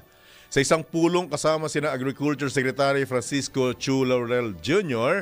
at Undersecretary Alvin John Balagbag, tiniyak ni House Speaker Martin Romualdez na siya mismo ang mangunguna sa pagsusulong ng mga pangunahing panukalang reforma ng Department of Agriculture na ilalagay ang mga ito sa pinakaimportanteng bahagi ng agenda sa 20th Congress. Ayon pa sa leader ng Kamara, hindi lamang bill ang mga ito kundi mga plano para sa pangmatagalang pagbabago at kanyang personal na i-sponsoran ang mga naturang panukala bilang tugon sa layunin mismo ng Pangulo na maging abot kaya ang bigas at tulungan ang mga magsasaka. Kabilang sa mga panukala na hiniling ng DA na ipasa ng Kamara ang amyenda sa Rice Tarification Law, pagbabalik ng mahalagang kapangyarihan ng National Food Authority upang mapatatag ang presyo at maprotektahan ang lokal na produksyon, gayon din Livestock Development and Competitiveness Act, Philippine Corn Industry Development Act at Onion Research Center Act. Pasada Balita. At dagdagan naman ng lima ang bilang ng mga kongresistang kaalyado ng Lakas CMD sa paparating na 20th Congress. Pinasiwaan ni House Speaker Martin Romualdez, Pangulo ng Lakas CMD, ang panunumpa bilang mga miyembro ni na Representative-elect Leandro Leviste ng unang distrito ng Batangas, Mauricio Dumoga ng Lone District ng Baguio City at John Tracy Cagas ng Lone District ng Davao del Sur. Nitong Martes, pinangasiwaan din ni Speaker Romualdez ang panunumpa ni na Representative-elect Edwin Cruzado ng unang distrito ng Cotabato at Reynaldo Salvacion ng Lone District ng Marinduque. Sinaksihan ng mga miyembro ng Kamara at iba pang opisyal ng Lakas CMD ang kanilang panunumpa. Sa kanilang pagpasok, umakyat na sa 108 ang bilang ng mga miyembro ng Lakas CMD sa Kamara para sa susunod na Kongreso. Nanumpa rin sa leader ng Kamara bilang bagong miyembro ng Lakas CMD, sina Eric Martel, Mayor-elect ng Abukay Bataan at dating Iloilo City Mayor Jed Patrick Mabilog. Pasada Balita. Inumpirma naman ni Agriculture Secretary Francisco Chu Laurel Jr. na pinag-aaralan nilang ibaba sa 43 pesos ang maximum suggested retail price sa kada kilo ng bigas sa susunod na buwan. Ayon sa kalihim, nakikita nilang bumaba na ang presyo ng produkto sa mga pamilihan kung saan aabot na lamang sa 32 pesos hanggang 45 pesos. Bukod dito, patuloy na ang pagpapalawak ng bentahan ng 20 pesos ng kada kilo ng bigas sa iba't ibang bahagi ng bansa upang makatulong sa mga consumer, alinsunod na rin sa kautusan mismo ni Pangulong Ferdinand Marcos Jr. Nagpapasaklolo na rin ng tulong ang kagawaran sa mga mambabatas upang tuloy-tuloy na maipatupad ang 20 pesos na kada kilo ng bigas. Pasada Balita. Sa latest naman mula sa Filipino Mirror, magsasagawa ang Department of Labor and Employment ng malawakang job fair sa Hunyo 12 bilang pagdiriwang sa ika-127 anibersaryo ng Araw ng Kasarinlan ng Bansa. Ayon kay DOLE Secretary Bienvenido Laguesma, layunin ng job fair na makapagbukas ng oportunidad para sa mga manggagawang Pilipino na naghahanap ng trabaho. Bago gunitang nagdaos ang DOLE ng nationwide job fair nitong Mayo 1 bilang pagdiriwang naman sa araw ng paggawa kung saan halos 6,000 aplikante ang hired on the spot. Tinatayang 15.07% ang placement rate para sa mga HOTS o yung hired on the spot ng nagdaang job fair, mas mataas kumpara sa 11.10% noong nakaraang taon. Pasada Balita. Magandang balita naman ito dahil direkta nang mabibili ng mga minimum wage earners ang 20 pesos kada kilo ng bigas sa mga pinapasukang kumpanya. Ito ang kinumpirma mismo ni Agriculture Assistant Secretary at Spokesman Arnel de Mesa sa gitna ng paghahanda sa isang Memorandum of Agreement sa pagitan ng Food Terminal Incorporated at ilang interesadong kumpanya na handang magbenta ng murang bigas. Sa ilalim ng MOA, tutukuyin ng FTI ang mga bodega ng National Food Authority na malapit sa kakontratang kumpanya.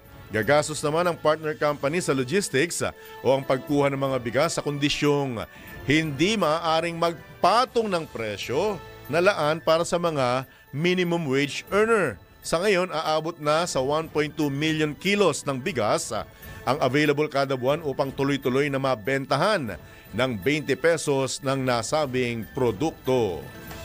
Pasada Balita. Nasa bigas sa karneng baboy naman tayo. Ay iigtingin ng Department of Agriculture ang kanilang operasyon laban sa mga livestock farm na walang kaukulang permit dahil sa epekto nito sa supply at katatagan ng presyo ng karne. Ayon kay Agriculture Secretary Kiko Laurel, nag-issue na ng show cause orders ang Bureau of Animal Industry o BAI laban sa siyam na babuyan sa Central Luzon, partikular sa Bulacan, Pampanga at Tarlac. Binigyang din ng kalihim na dapat ipaliwanag ng mga naturang hog raisers kung bakit sila patuloy na nag-ooperate kahit nilalabag ang mga pangunahing alituntunin sa kalusugan, kalikasan at kaligtasan. Binalaan naman ni Chu Laurel ang ganitong mga paglabag ay maaring makapinsala sa supply at presyo ng karneng baboy lalo't patuloy pang bumabangon ang bansa mula sa epekto ng African Swine Fever. Pasada Balita. Magbabalik po muli ang Pasada Balita makalipas lamang ang ilang mga paalala oras. Asek Juaner Contino, 25 sandali makalipas ang ikapito ng morning. Pasada Balita. Picture a place adorned with lush greenery, gently swaying trees, a haven where time seems to stand still. Eternal Gardens provides a sanctuary for remembrance, a place where the memories of your loved ones can bloom forever. Eternal Gardens, a glimpse of heaven on a patch of earth. Kayang-kaya mo ang kahit na ano kung ikaw mismo ang gagawa nito. Let's learn new things sa DIY Do It Yourself. Ang sunog ay maaaring mangyari kahit sa hindi mo pinakaaasahang pagkakataon at hindi biro ang maging isang biktima nito. Kaya naman nagpaalala ang Bureau of Fire Protection sa publiko na huwag balewalain ang Fire Prevention Month ngayong Marso. At narito ang mga dapat mong gawin para maiwasan ang sunog. Una, ugaliing inspeksyonin ng mga electrical wiring at appliances sa inyong bahay. Ikalawa, kung gagamit ng kandila, siguraduhing malayo ito sa mga bagay na maaaring panimulan ng sunog. Kung mayroon namang posporo at lighter sa bahay, siguraduhin ding mailalayo ito sa mga bata. Ikatlo, huwag iwanan ang iyong niluluto dahil maaaring lumakas ang apoy sa mga sandaling wala ka. Ikaapat, iwasang pagsabay-sabayin ng pagsaksak ng appliances sa isang outlet lamang. Huwag mo ring kalimutang hugutin ito kapag hindi mo nagagamitin. Ikalima, mag-invest ka sa fire extinguisher. Paalala rin ng BFP na dapat meron kang memorize o nakasave na emergency hotline numbers para agad maagapan kung sakaling magkasunog. Gets mo ba? Sige nga, do it yourself.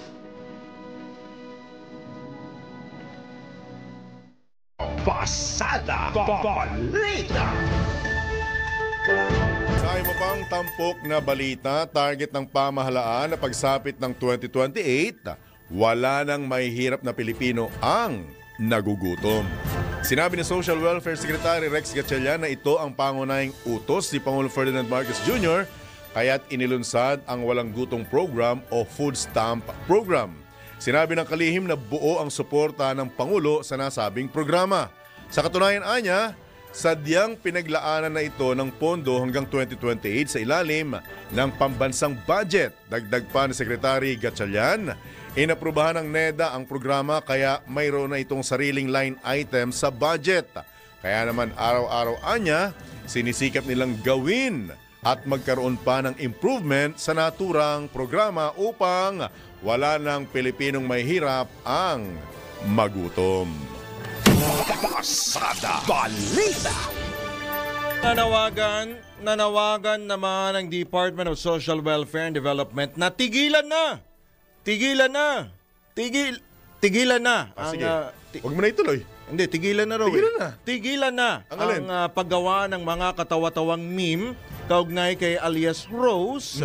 Ito po ay nag-viral na babaeng lumabas sa Imbornal diyan po yan sa McCary City. Ayon kay DSWD Secretary Rex Gatchalian, hindi na dapat sana gawing biro ang istorya ni alias Rose dahil hindi naman nito hiningi ang 80,000 pesos at hindi rin ito sinadyang pumunta sa kanal. Batikusin na lamang anya sana ang kanilang ahensya at tigilan na ang nasabing babae. Yun ang hiling? Yun ang hiling. Alright.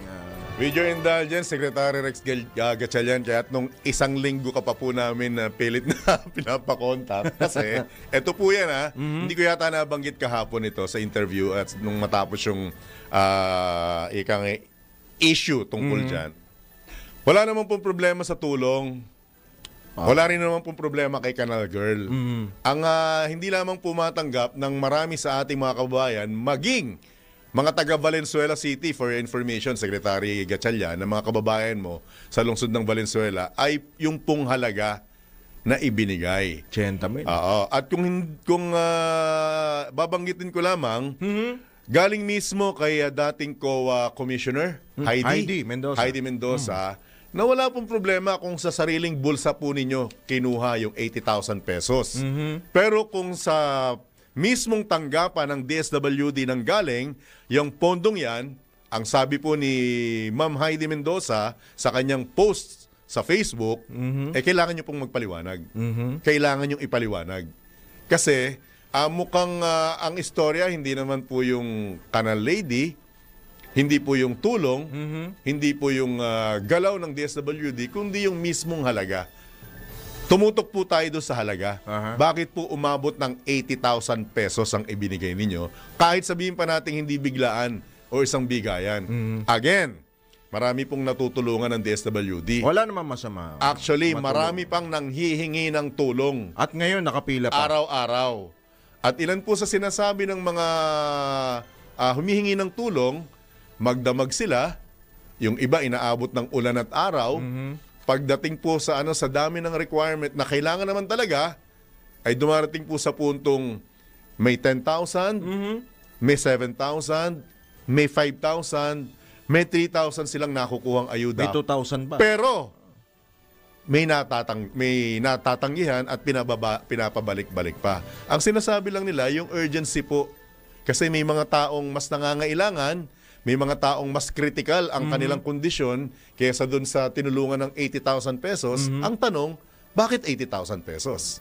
Diba? At meron din nagsasabi na yung mga nagtutulak ng kariton, yung mga talagang walang tirahan. Nakita mo ba? Mukhang naka-apartment Yeah. Diba? Yun ang kinu-question nila ngayon.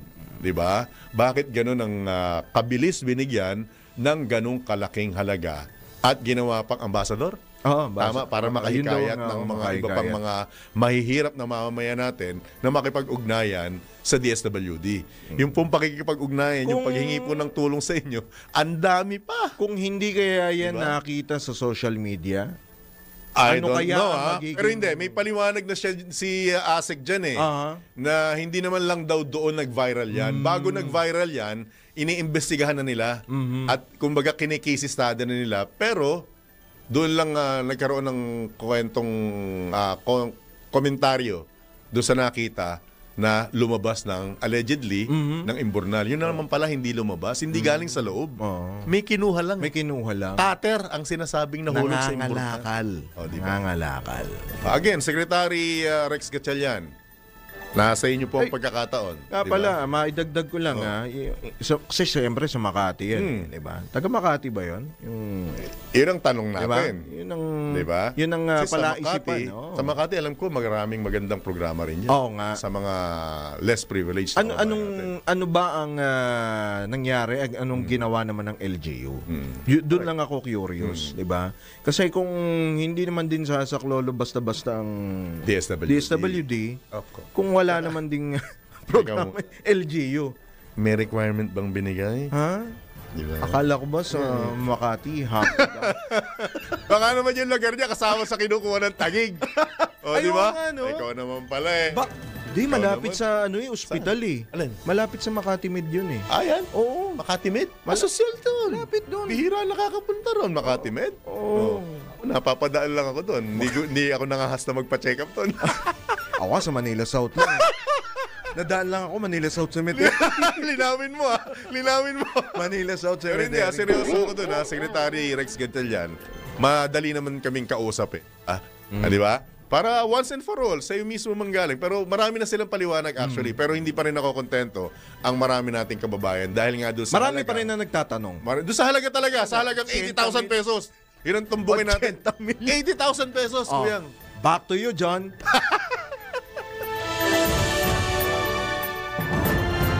Iba pang tampok na balita, nagpaalala ang Department of Health sa mga tinatawag na wild diseases ngayong pumasok ng panahon ng tag-ulan. Relax lang Ito po ibig sabihin ng wild Ito po sa isahin ko Ang wild diseases binubuo po ng waterborne diseases, influenza-like illness, leptospirosis at dengue na karaniwang tumataas ang kaso tuwing tag-ulan. Kaugnay nito, nagpaalala ang DOH sa publiko na maging alerto at linisin ang kapaligiran upang maiwasan ang iba't ibang uri ng sakit na maaaring idulot ng maulang panahon.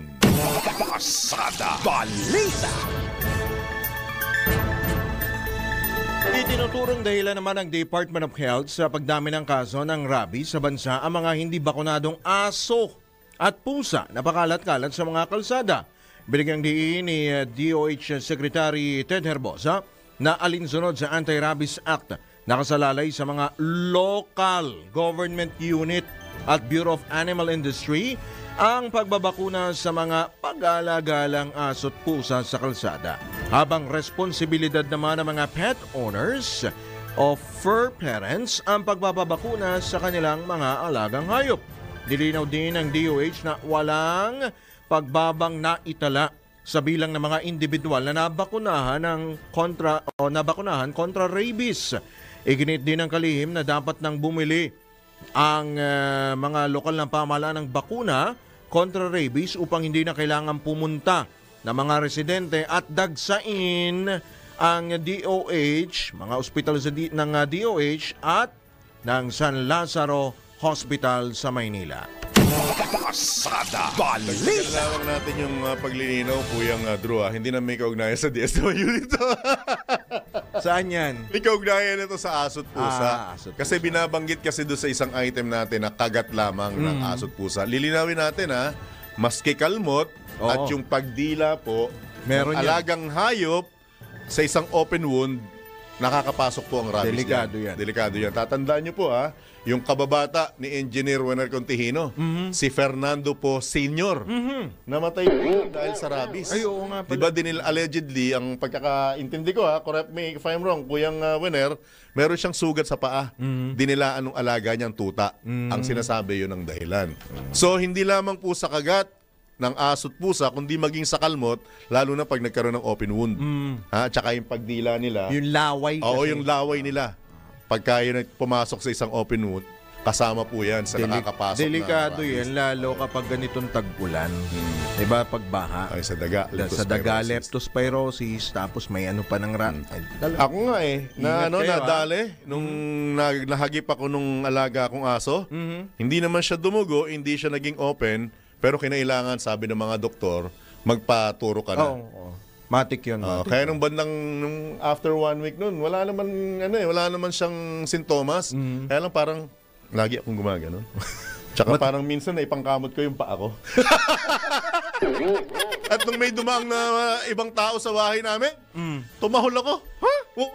Akala ko naman. Tumas kaya yun? Akala ko naman nang amoy ka na ng... Ay, hindi umabot sa ganun. Hindi umabot. Hirap yun. Grabe yung tawa. Grabe yung tao ni Ibang sintomas Solgen. yun. Iba yun. Ibang klase. Ano ba yun? Alam mo, boy, itlog. Ganito yan.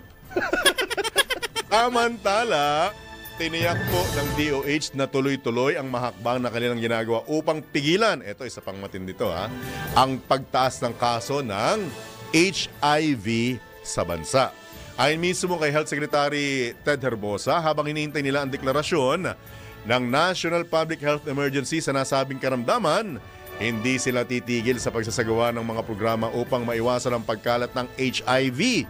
Kaugnay nito, nakipag-ugnayan na ang DOH sa DepEd para mas lalo pang palakasin ang information dissemination sa mga kabataan na pawang tinatamaan ng nasabing karamdaman. Nabatid na umabot sa 57 kaso ng HIV ang naitatala sa bansa kada araw. Ulitin ko lamang po umaabot sa 57 kaso ng HIV ang naitatala sa bansa kada araw. Ang pinag-uusapan po natin dito ay yung reported. Paano yung mga hindi reported, yung mga nasa liblib na lugar na hindi nila alam na carrier para sila ng nasabing karamdaman. And to think, ayon mismo kay Secretary Herbosa, 12 years old mula sa Palawan ang pinakabatang tinamaan ng HIV sa bansa. Pabata ng pabata.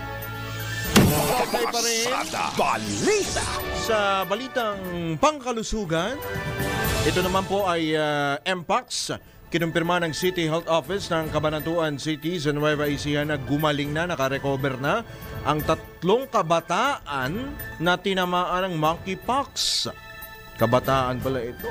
O MPOX. Ito'y matapos ang isinagawang isolation at monitoring ng mga kawani ng City Health Office sa mga pasyente at kanilang pamilya. Batay sa resulta ng investigasyon at contact tracing ng CHO, walang travel history ang mga kabataan para makasalamuha ng may sakit na MPOX sa ibang lugar. Gayunman, nagpositibo pa rin sa MPOX ang mga bata, kaya't agad ipinatupad ang isolation sa kanilang bahay kasama ang kanilang pamilya na itinuturing na close contact. Nanawagan naman ang City Health Office sa publiko na maging mapagmatsyag at agad na ipagbigay alam sa kanilang tanggapan kung may sintomas o kaso ng MPOX sa kanilang mga lugar. Pasada Balita. Samantala, muli tayong tumanggap ng pag-uulat mula naman sa labas ng himpilan. Dating Congressman Teves nasa Manila RTC na. Alamin natin ang detalye mula kay Patrol 24. June Samson. Kuyang John, kasado na at handang-handa na itong Manila Regional Trial Court Branch 12 para sa idarao sa arraignment o yung pagbasa ng sakdal laban kay dating Negros Oriental Congressman Arnolfo Teves Jr. Partikular sa babasahing sakdal laban sa kanya ay illegal possession of firearms and explosives at isang count ng murder. Mula sa NBI Detention Facility sa compound ng New Bilibid Prisons sa Muntinlupa City ay inihatid o heavily escorted ng mga tauhan ng NBI si Teves. Dumating sila dito alas 7 ng umaga na si Teves ay nakasuot ng kulay orange na t-shirt, nakaposas, may suot na bulletproof vest at Kevlar helmet. Alas 8:30 ang nakatakdang oras ng arraignment at habang naghihintay sila sa loob ng korte ay nananatiling bantay sarado ng mga NBI itong labas ng gusali. At tabayan na natin yung kasunod pang kaganapan dito sa idarao sa arraignment para kay dating Congressman Arnolfo Teves Jr. Patrol 24, June Samson, para sa impilang may todong lakas, DWIZ, nagbabalita ng tama, naglilingkod ng tama. Pasada Balita. Tala 200 peso na aumento sa sahod, isang malaking tagumpay para sa mga empleyado at manggagawa ayon sa isang mambabata. Patrol 30, Jelly Mendez. Malaking tagumpay para sa mga empleyado at manggagawa sa pribadong sektor ang pagpasa ng Kamara sa House Bill number 11376 o ang panukalang 200 pesos na daily wage increase. Ito ang sinabi ni Cavite 1st District Representative Ramon Jolo Revilla III na siyang principal author ng panukalang batas na naglalayong madagdagan ang arawang sahod ng mga minimum wage earners.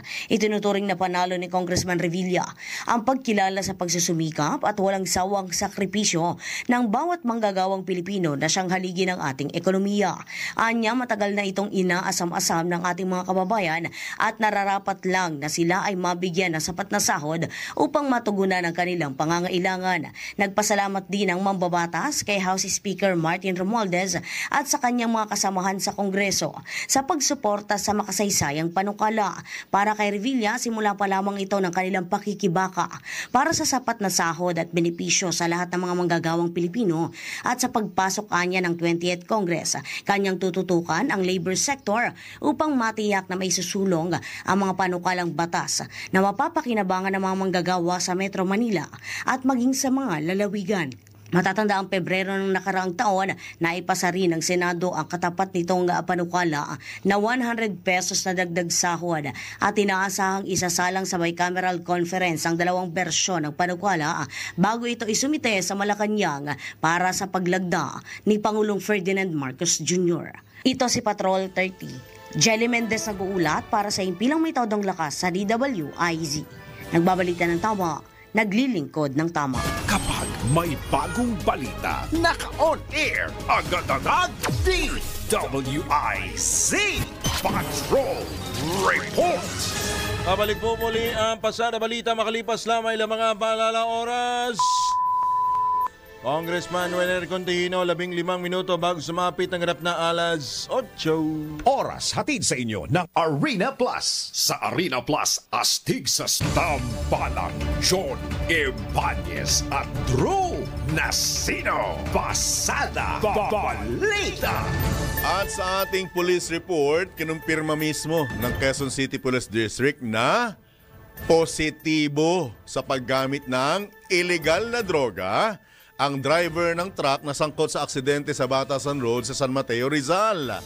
Ayon sa QCPD, sa naunang pagsusuri ng LTO sa driver, nag-negatibo ito, subalit nagpositibo naman ito sa isinagawang drug testing ng kanilang forensic unit.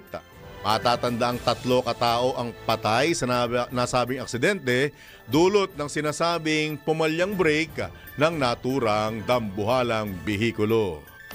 Pasada Balita. Naghahanda na ang MMDA ngayong tag-ulan. Ayon kay MMDA Pumping Station and Floodgate Division Chief Engineer Michael Dose, nagpaalala na ang ahensya sa mga tauhan nito na maging handa ngayong tag-ulan. Tinayak din ni Dose sa publiko na gumagana ng maayos ang 71 pumping stations ng MMDA na makatutulong upang mapabilis ang paghupa ng tubig sakali mang bumaha. Nanawagan naman ang ahensya sa publiko na itapon sa tamang lugar ang kanilang mga basura upang maiwasan ang pagbaha. Samantala, nagpaalala naman ang Meralco na mas maging maingat ngayong tag-ulan upang maiwasan ang kaso ng pagkakuryente. Maging maalam din sana nila ang publiko sa tamang paggamit ng extension cord at tiyaking ilagay ito sa lugar na malayo sa tubig. Pasada Balita. Sa maliwana po kahit sa hindi, posibleng umabot sa 19 na bagyo ang pumasok sa bansa mula ngayong buwan hanggang sa Nobyembre. Batay sa monthly tropical forecast ng Pag-asa, maaaring pumasok ang 1 hanggang 2 bagyo ngayong buwan, tig 2 hanggang 3 naman sa Hulyo at Agosto, tig 2 hanggang 4 naman sa Setyembre at Oktubre, at tig 2 naman hanggang tig 3 sa buwan ng Nobyembre. Pasada Balita. Balitang pangkalakalan. Naglabas ng bagong circular number ang Bangko Sentral ng Pilipinas para sa lahat ng pinangangasingoang financial institutions nito matapos matapos ipasa ang Anti-Financial Account Scamming Act o AFASA. Bilang sa mga ipinatutupad ng BSP ang Real-Time Fraud Detection System, alinsunod sa naturang batas, investigasyon sa mga kahinahinalang account at pansamantalang pag-hold sa mga pondo nito. Bukod pa rito, inatasan din ang mga kabahaging institusyon na ipatupad ang 24 oras na transaction host period. Matapos sa mga pangunahing pagbabago sa account tulad ng pag-update sa mobile number o email address ng isang customer. Layunin ng bagong kautusan na labanan ang lumalalang insidente ng online fraud at financial scams sa bansa. Pasada Balita. Mga balitang dapat alam mo kahit sa labas ng bansa. DWIZ Balita sa ibang bansa. Mahigit 200 preso ang nakatakas matapos yanigin ng malakas na lindol ang Pakistan. Ayon sa ulat, sinamantala ng mga naturang preso ng Malir Jail sa Karachi, Pakistan ang nangyaring pagyanig at sinira ang mga bintana at mga kandado ng piitan upang makatakas. Nahuli naman ang nasa 80 preso habang patuloy namang pinaghahanap ang mahigit sa 100 iba pa. Bunsod ng insidente na pilitang gumamit ng dahas ang ilang tagabantay para pigilan ang mga presong nagpupumilit na makatakas. Kaugnay nito, iginit ng mga opisyal ng Pakistan, partikular ng naturang piitan na ang pangyayari, hindi security lapses sa halip, ay dulot ng natural disaster. Pasada Balita. Sa mundo ng palakasan, ang latest malalaman sa DWIZ Sports News. Rain or shine, Lalaster Painters may pag-asa pang makapasok sa Final Four ng PBA Philippine Cup. Alamin po natin ang sports update mula kay Boss Ian Articona. Good morning, Boss John at Boss Drew. Narito na ang aking latest sports update. Nilampaso ng Rain or Shine Elasto Painters ang Terra Firma Jeep sa score na 94-85 sa 49th season ng PBA Philippine Cup. Pinangunahan ni Jonard Clarito ang koponan kung saan nakakuha ito ng 12 points at 5 rebounds. Sinundan naman ito ni Andre Caracot kung saan nakakuha ito ng 11 points at 2 rebounds. Dahil sa pagkakapanalo, may pag-asa na ang Rain or Shine na makapasok sa top 4 at quarterfinal bonus. At yan ang aking sports news. Ian Articona, nagbabalita ng tama, naglilingkod ng tama. Pasada Balita. Balitang pangkalusugan. Isa sa mga pinaka-nagugustuhan na healthy drink ang lemon water dahil maliban sa nakakapreskong inumin na ito na madaling gawin, Punong-puno rin ito ng benepisyong pangkalusugan. Nakatutulong ang lemon water sa pagpapabuti ng produksyon ng digestive juices na siyang maigi para sa panunaw at maiwasan ang pagiging bloated, Engineer Wener. Kaugnay nito, nakatutulong din ito sa pagpapababa ng timbang, gayon din sa pagbabawas ng pamamaga sa katawan. Pinapalakas rin nito ang immune system dahil sa taglay nitong vitamin C na siyang nakatutulong upang maiwasan ang pagkasira ng balat mula sa init ng araw. Gayunman, aaring magdulot ng ilang problema sa pangkalusugan ang pag-inom ng sobrang lemon water dahil kabilang dito ang pagkakasira ng enamel ng ngipin at maaari ring maging dahilan ng heartburn or acid reflux.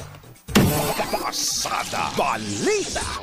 Ito na ang latest, bagong-bago, fresh na fresh, DWIZ Showbiz News.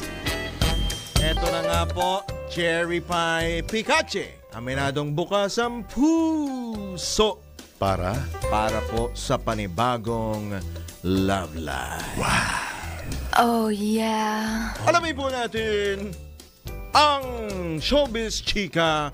Toneto na lang ng Showbiz Chika mula po kay Bini Bigote Anton Torontonton. Hello, Papa John at Papa Drew. Ay, welcome back, Papa Drew, ha? Ikaw talaga, kung kanino ka na... Anyway, sa aking balitang showbiz, nanatiling bukas ang pinto na actress na Cherry Pie Pikachu para sa panibagong pag-ibig. Iyan ang naging pag-amin ng batikang actress nang tanungin kung bukas pa ba siya sa bagong relasyon. Ay sa actress, bagamat marami siyang natatamasang blessings, mas magiging masayaan niya kung mayroong special someone na mag-aalaga sa kanyang puso. Maalagang napabalitang napasyang maghiwalay sina Edo Manzano at Cherry Pie Pikachu noong 2023 habang nanatili lamang in good terms ang pagkakaibigan ng dalawa. At iyan ang muna kibalitang showbiz para sa impinang may todong lakas, DWIZ. Ang si Anton, nagbabalita ng tama, naglilingkod. Bigote! Pasada Balita. At sa ating good news, eto matindi to matagumpay na naipadala sa Italy ang kauna-unahang commercial export ng manggang Pilipino. Uy, mangga. Sa pamamagitan ng pagtutulungan ng Philippine Chamber of Commerce and Industry Italy at ng Embahada ng Pilipinas sa Rome, mabibili na ngayon sa mga tindahang Pilipino sa lungsod ang nasabing produkto. Ayon kay Ambassador Nathaniel Imperial, simula pa lamang ito ng mas malawak na hakbang upang mabawasan ang malaking trade deficit ng bansa sa Italia. Binigyang diin pa ni Ambassador Imperial na layunin nila ang mag-export pa ng maraming sariwang produktong agrikultural at processed foods sa Italy, kung saan lumalawak ang merkado para sa pagkain mula sa Pilipinas. Manggang Pilipino ba yan? Manggang Pilipino. Pero hindi Indian mango. Ay, hindi pwede. Hindi pwede. Kailangan manggang Pilipino. Hindi yung manggang kalabaw. Pwede. Yan. Pilipino ang kalabaw. Ang laki nun, di ba? Manggang kalabaw. Ang suggestion ko, bukod sa pagpapadala po ng mangga, sabayan nyo na po ng introduction ng bagoong kung wala pa. Ay, sarap niyan. Oo. Yan talaga yung tandem niyan eh. Yung bagoong. Bagoong. Lalo yung sa Pangasinan. Galing Pangasinan. Sarap niya. So, diba? Nagugutom na ako. Pero may ibang klaseng mangga kasi ang Pilipino na nagagalit ang iba. Ano yun? Ayoko. Tinawag ni Hari. Oo nga, mangga. Paalam na tayo. Kakain pa tayo ng mangga. O siya, tayo po ay pansamantala po nagpapaalam. Sa alam po ng buong tropa ng DWIZ Channel 23, kami po ang inyong mga naging tagapagatid balita, Drew Nasino, Johnny Bañez, nagbabalita ng tama, naglilingkod ng tama. Standby lamang, susunod na nandyan na po sila, walang dili iba, Karambola! Yang, funny Ano yung kasunod? Funny tsaka? Discussion. Oras! Engineer Wener Continhino, 12 segundo na lamang po bago sumapit ang grap na alas 8. Ingat! Happy weekend! Ang mga kontrobersyal, mga viral, mga trend